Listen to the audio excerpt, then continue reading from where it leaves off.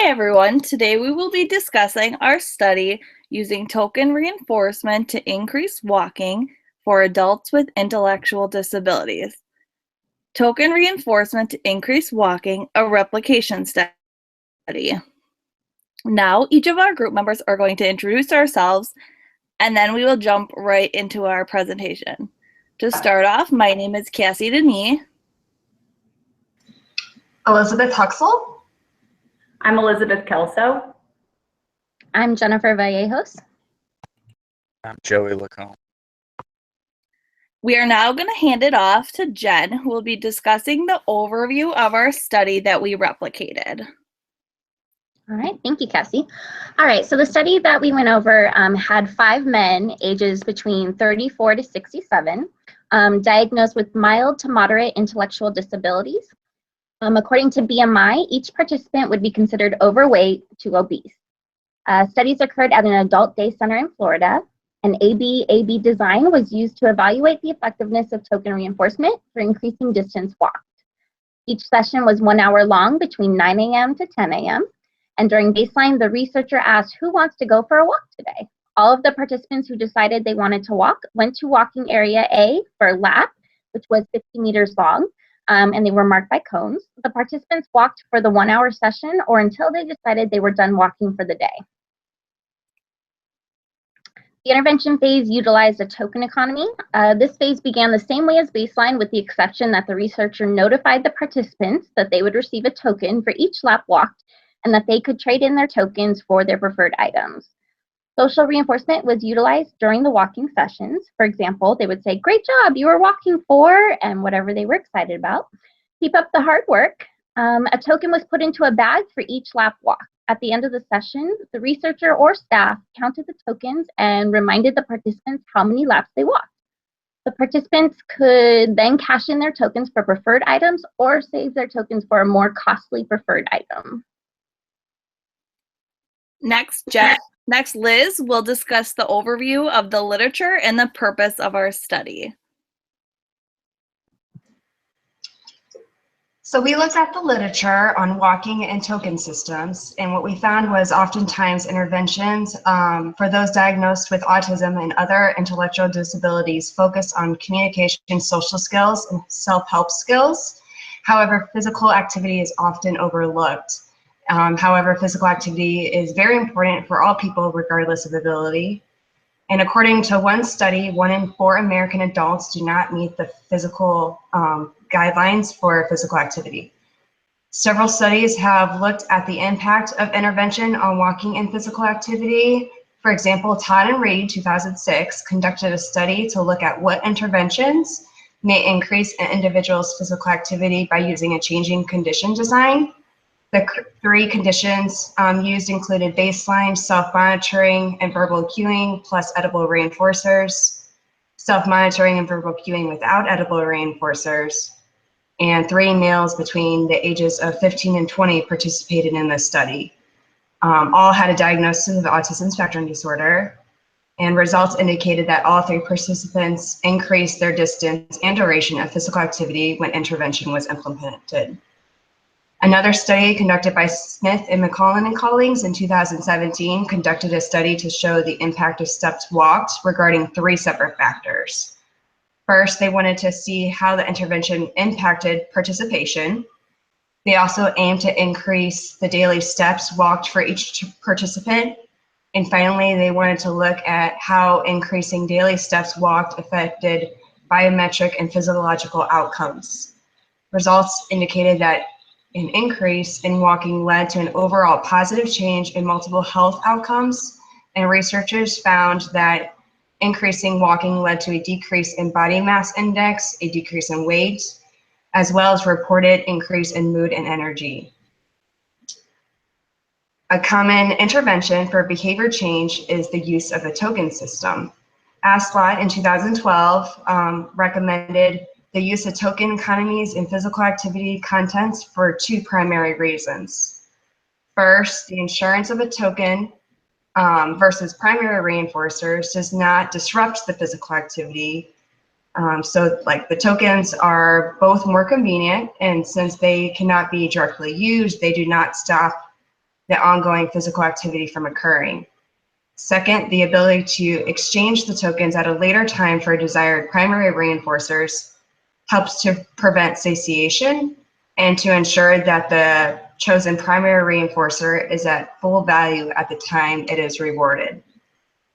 Another study by Bernard, Cohen, and Moffat, 2009, used the token economy to determine if it would increase exercise for 3 children diagnosed with cystic fibrosis. For this study, an AB single subject reversal design was used to test the hypothesis. An exercise diary was used to measure data during the experiment, and the treatment phase consisted of the parents receiving education about setting up the token economy for the child, and the child earned points after 10 minutes of exercise that would be exchanged for a larger tangible item, activity, or privilege.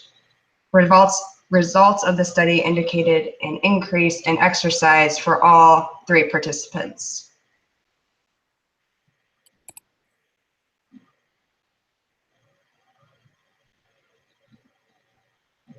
Now Liz will discuss the purpose of the study. Prior to implementation of the intervention, most of our group members typically chose to watch TV rather than engage in physical activity due to being involved in school while working full-time.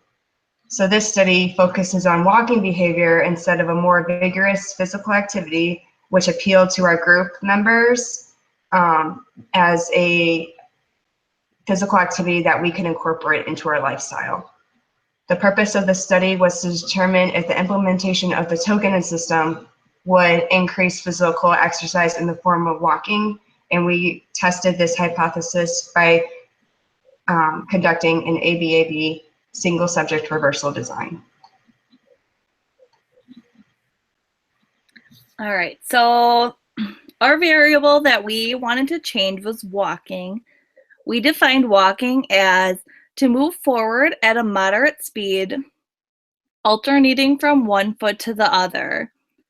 We also defined a lap as 50-meter total distance or 25-meter distance each way, marked by landmarks. In the study, the participants involved were 5 participants, 4 females and 1 male. They ranged in age from 24 to 37, and all were graduate students. In this study, lap walking behavior took place in front of each participant's residence. 4 participants lived in the Midwest, while the 5th lived on the West Coast. Some of our participants lived in suburban areas, while others lived in more urban neighborhoods. There were multiple different materials that we needed to have access to in order to complete this study. Each of our group members needed to have access to the internet. We needed to be able to access the Mapodometer website to map what our lap was. We also needed access to the internet to be able to upload our IOA videos. Each of our group members needed to have access to a cell phone or GoPro technology in order to record these IOA videos. In addition, a cell phone or a counting device was used to track laps during each walking session. We needed to have access to some type of token that acted as a generalized conditioned reinforcer. We chose to use poker chips. We also needed to have access to a range of secondary reinforcers, which were determined through interview. We will list some of these reinforcers that we chose later in our presentation. For our data collection during each walking session, the participant recorded a tally on their phone or their counting device. Following each walk, the participant then transferred this data to the corresponding data sheet. And this is just an example of how we utilized the Mapodometer website to map our lap. This is my lap, participant 1's lap. So I started at the end of my driveway and then went to the far side of my neighbor's driveway. And now Beth will further discuss our methods. For the baseline part of this study, our walking sessions began regularly at 6 p.m. in each participant's local time, and they were prompted by a previously recorded calendar reminder, which would ask them, do you want to go for a walk? And this walking session lasted until 7 p.m. or until the participant decided that they were done walking. Each participant either chose to walk laps or did not walk laps. Participants recorded however many laps they walked per session on the data sheet. No reinforcement or social praise was provided during the baseline phase. During the intervention phase of our study, the 6 p.m. walking session was the beginning of our time for the walking session again. The participants received the same calendar reminder prompting them, do you want to go for a walk? Participants then decided if they would choose to engage in walking behavior. During this time, each lap completed, they received one token or poker chip and placed it into their bag. Laps were tallied on their phone and then later converted to the data sheet. After a walking session was done, participants who walked laps sent a mass email to the rest of the group. Individuals in the group would then provide social reinforcement to that member for walking. Participants could either choose to save their tokens or cash them in. The token exchange rate for a high preference item was 5 times the average of their baseline performance. The token exchange rate for a lower preference item was achieving the average of their baseline performance.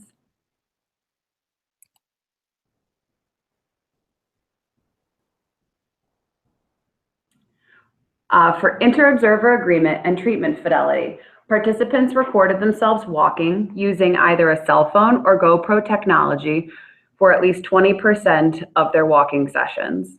Participants sent their video to another member of the group to view, and group members collected IOA data recording the number of laps which they observed the participant walking, and then would send that data back to the group member.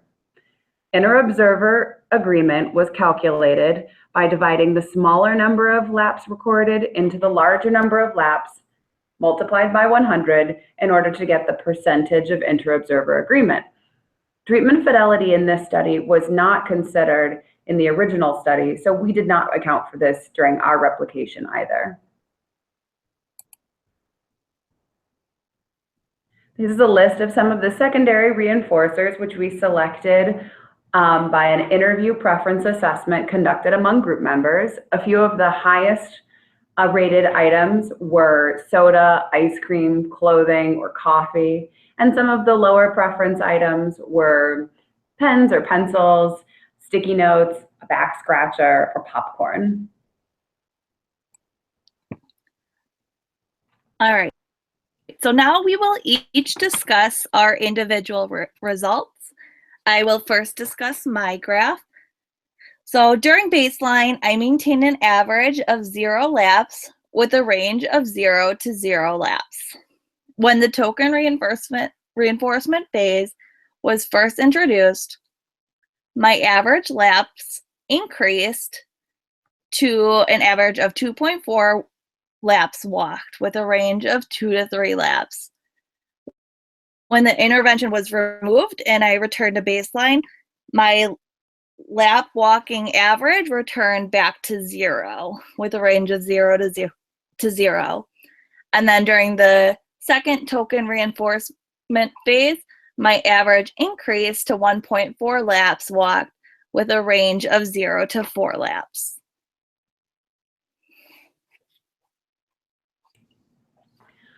For my intervention during baseline, I walked an average of 0.8 laps per walking session with a range of 0 to 2. During the first phase of treatment, I walked an average of 5.2 walking laps and with a range of 4 to 6 laps. During the second baseline phase, I walked an average of 1.2 laps and with a range of 0 to 2. And then during the final treatment of the second token phase, I walked an average of 7.2 laps per session with a range of 6 to 8 laps.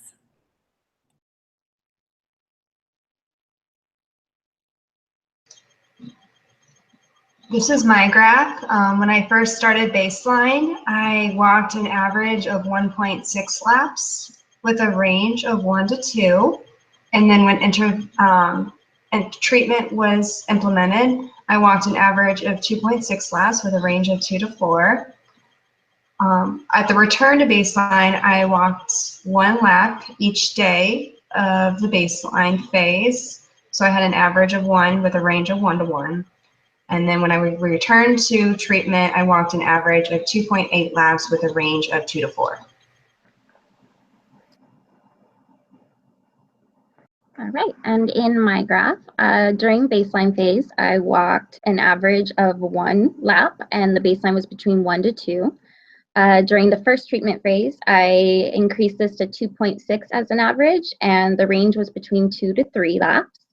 When we went back to baseline for the second time, I had an average of 1 lap and a range between 1 to 2, following the second treatment phase in which I walked 3 laps for a range of 2 to 4 laps.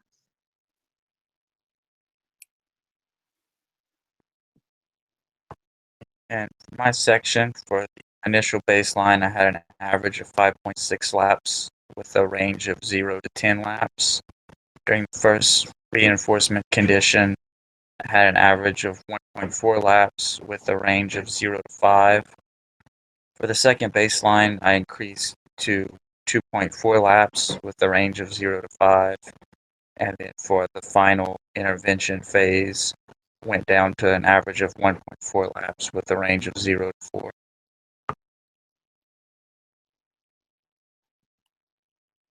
So now Joey will continue reviewing our results and discussing the limitations and conclusions of our research. For all 5 participants in the group, we maintained a 100% IOA agreement. The count of the person who posted and the observer's count of the laps walked remain 100% throughout the replication.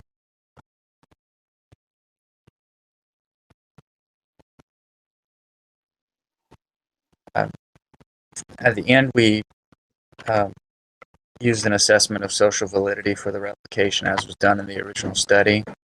We each filled out a questionnaire serving both as the participant and the researcher. The first 3 questions were answered from the point of view of the participant on a Likert scale of 1, strongly disagree, to 5, strongly agree. The first question was the walking program was enjoyable with an average score of 2.8. Second, if we felt more physically active now than we did before with an average of 1.8. And the final question as participants was, I will continue walking, which we rated as with an average of 1.8. Answering from the point of view of the researchers, the first question was the feasibility of the program with an average score of 4. Second was the ease of program implementation, also with an average score of 4. Whether the program was valuable for the participants, we scored an average of 2.6, and if we would continue the program, an average of 2.4.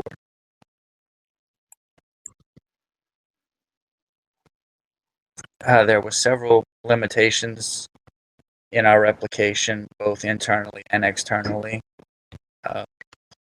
Internally, the most serious was that we had to serve as both participants and researchers, so we were not blind to the research conditions. And there's the possibility that we changed our effort in the treatment conditions to match treatment expectations. Externally, which was probably more impactful, several of us had difficulty with weather conditions. We were doing this in the winter, outdoors. It rained, it snowed, interrupted some walking.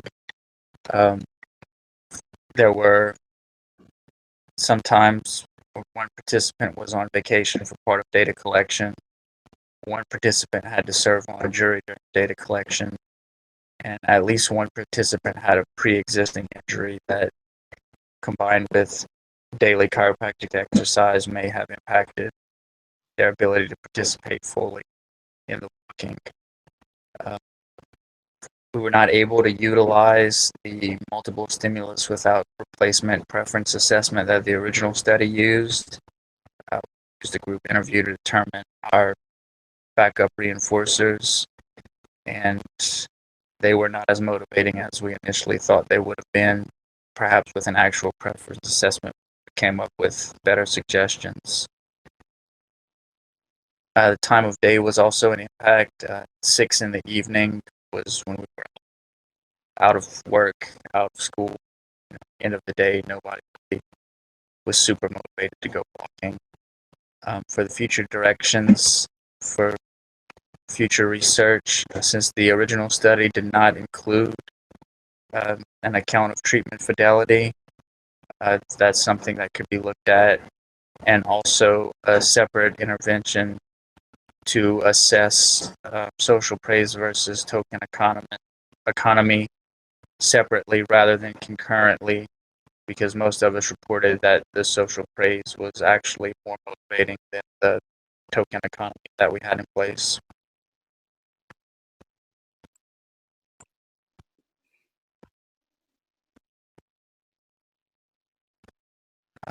For our conclusions, 4 out of the 5 participants, the average number of laps walked during treatment increased. For 3 out of the 5 participants, the average number of laps walked was higher during the second token treatment phase than the first. Through visual analysis of our data, we conclude a functional relationship between the token economy intervention and the number of laps walked.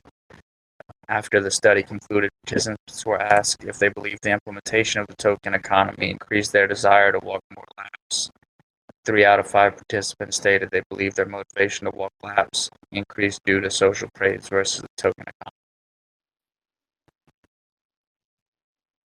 All right, so that is the end of our presentation. We thank you all for taking the time to watch our video.